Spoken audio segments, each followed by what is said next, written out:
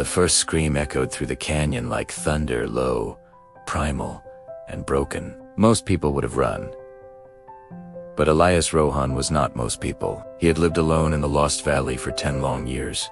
A gray-bearded man in a wooden cabin surrounded by cliffs and silence. His wife had passed, his children gone, and the world had stopped calling his name. So when he heard that cry again, this time softer, pained, he grabbed his lantern and followed it into the dark. There, beneath a half-fallen pine, he found it. A mountain lion cub, golden fur matted with blood, one paw pinned under the heavy trunk.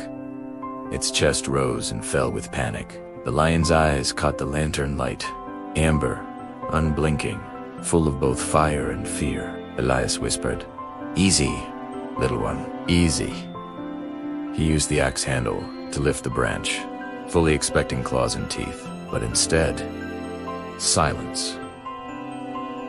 The cub didn't attack, it just stared at him, trembling, too weak to move, and something inside the old man, something he thought had died long ago, stirred. He wrapped the cub in his coat and carried it home. For days, the lion wouldn't eat, wouldn't rest. It growled every time Elias came near. But every night, Elias talked softly, telling it stories about the stars, about his wife, about how loneliness could make even the mountains feel empty. On the 5th night, the cub crawled closer. Its head rested on his boot.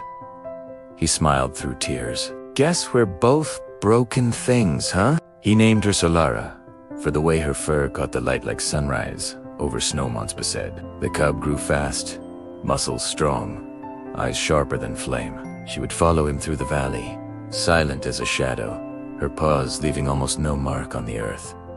When he chopped wood, she watched. When he fished by the stream, she lay nearby, tail flicking lazily.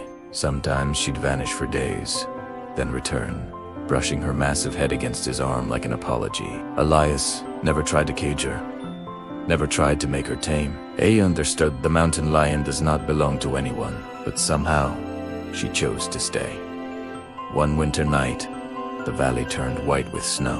The cold was a living thing, biting, endless. Elias was gathering firewood when he slipped on the frozen slope and tumbled down the ridge, snapping his leg. The pain was blinding.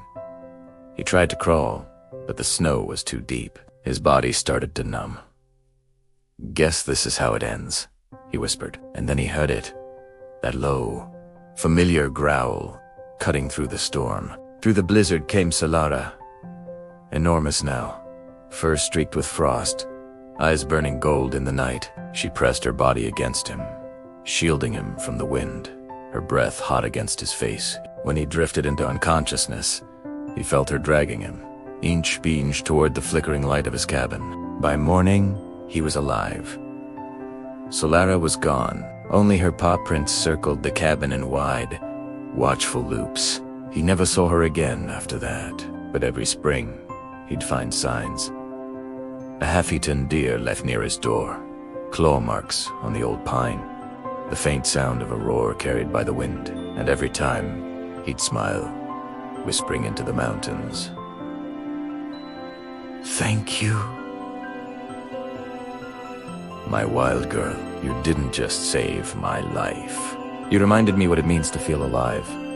When Elias passed away years later, rangers found his journal. The last page read, "They say the lion is a killer, but I have seen her heart, fierce, loyal, tamed, and full of love." Maybe God made her wild because only something wild could teach a broken man how to love again. To this day, hikers still whisper stories that at dawn, a mountain lion stands quietly by the old cabin's ruins, staring east toward the rising sun, as if waiting for someone to come home.